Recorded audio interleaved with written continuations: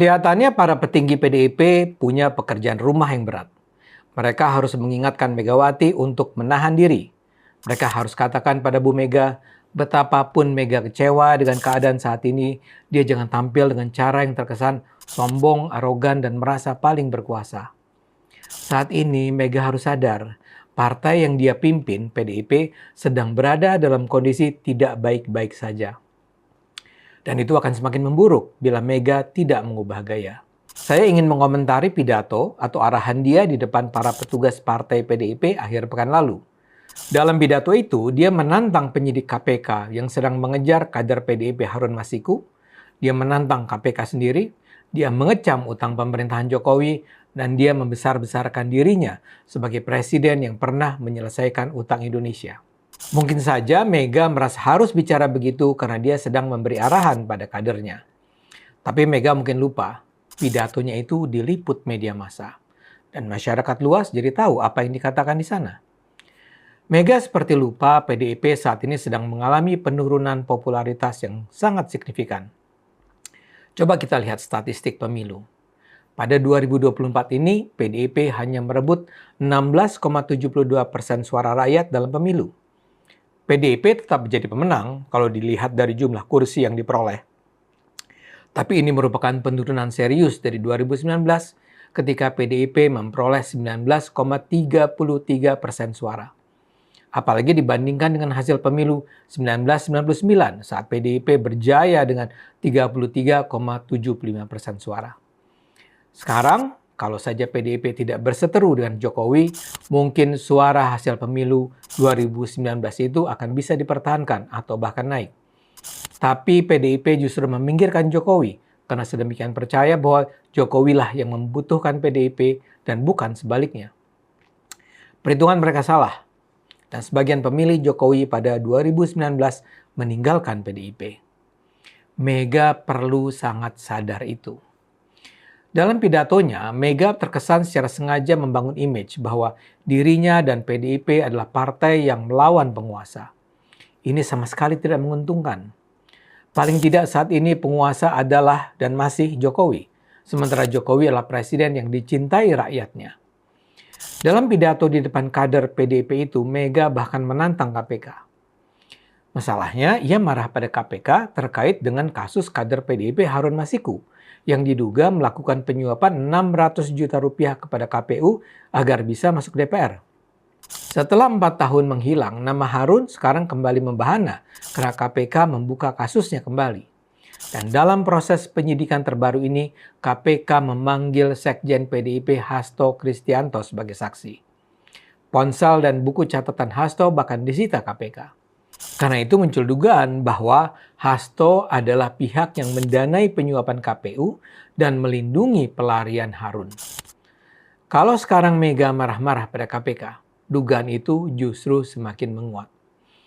Dalam pidato itu, Mega secara khusus menyebut AKBP Rosa Purbo Bakti yang adalah penyidik KPK dalam kasus suap Harun. Mega meminta Rosa datang menghadap dia. Rosa yang berpangkat AKBP dianggap Mega setara dengan letkol. Panggil dia aja, pangkatnya apa? Baru letkol saja, belum jenderal katanya.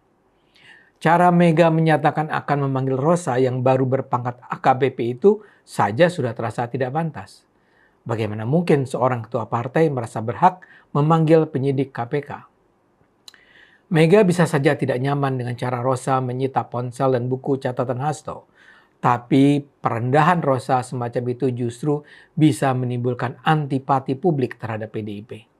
Rosa sendiri sudah dilaporkan PDIP ke Dewas KPK, ke Barreskrim Polri, sampai ke Komnas HAM. Dan KPK sudah menjelaskan bahwa penyitaan tersebut berlangsung dalam prosedur hukum yang benar. Dan KPK memang punya otoritas untuk melakukan tindakan itu.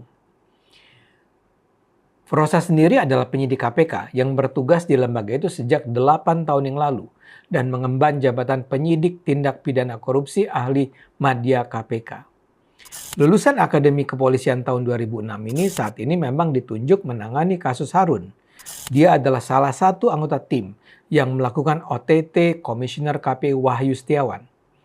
Sebelumnya berbagai kasus korupsi kelas kakap pernah ia tangani. Ia misalnya terlibat mengusut kasus iktp yang menjerat pelbagai pejabat negara. Dia juga adalah Kepala Satgas KPK terkait dengan kasus korupsi Syahrul Yassin Limpo. Jadi dia punya reputasi yang cukup terjaga. Kalau sekarang Mega melecehkan dia, yang akan timbul justru antipati. Dalam pidatonya, Mega menggambarkan KPK sedang mentarget kader-kader PDIP. Tapi dia bilang dia tak akan takut dan akan mengarahkan seluruh ahli hukum. Ia juga minta Hasto untuk tidak takut datang untuk diperiksa KPK. Dia membandingkannya dengan pengalaman di era Orde Baru ketika ia berulang kali harus dipanggil kejaksaan dan kepolisian. Masa kalah sama aku aja datang sampai 3 kali loh, ujar Mega. Dia mengaku tidak takut dan malah ingin ketawa melihat wajah petugas yang seram-seram. Mega bercerita ia juga sudah menegur Menteri Hukum dan Hak Asasi Manusia, Yasona Lauli. Ia kecewa karena Yasona tidak bertindak apa-apa saat kader PDIP menjadi target kasus hukum. Mega bahkan mengatakan ia ngamuk ke Yasona. Jadi menteri ngapain loh? Anak buah kita ditarget melulu, ujar Mega, menggambarkan bagaimana ia marah pada sang menteri. Mega menegaskan dialah presiden yang dulu mendirikan KPK. Karena itu menurutnya dia tahu bagaimana seharusnya KPK beroperasi. Jangan dimanipulasi katanya. Selain menyerang KPK, Megawati juga 2 kali menyebut nama Jokowi. Keduanya dalam nada perseteruan. Pertama dia bilang dia sudah menyatakan pada Jokowi agar menjalankan apa yang telah digariskan para pendiri bangsa. Jangan bikin versi-versi katanya. Sayangnya Mega tidak menjelaskan lebih jauh apa yang dia maksud dengan versi-versi kepemimpinan yang dimaksudnya. Kedua, dia menyebut Jokowi dalam kaitannya dengan kritiknya terhadap utang negara yang sudah mencapai lebih dari 8 triliun rupiah. Dia menggambarkan utang pemerintah sudah semakin membesar dan dia khawatir ini akan bisa menimbulkan krisis ekonomi. Dia kemudian membanggakan dirinya yang berhasil melunasi utang luar negeri ke IMF. Mega juga menyatakan, nanti dibilang Megawati sombong. Buktinya berhasil, saya dapat award dari CNBC. Apa yang dikatakan Megawati ini juga tidak simpatik. Perdebatan tentang utang Indonesia sudah banyak dilakukan dan para ahli ekonomi menganggap utang Indonesia yang memang tinggi tidak akan menimbulkan krisis ekonomi karena jumlahnya baru mencapai 38% dari PDB Indonesia.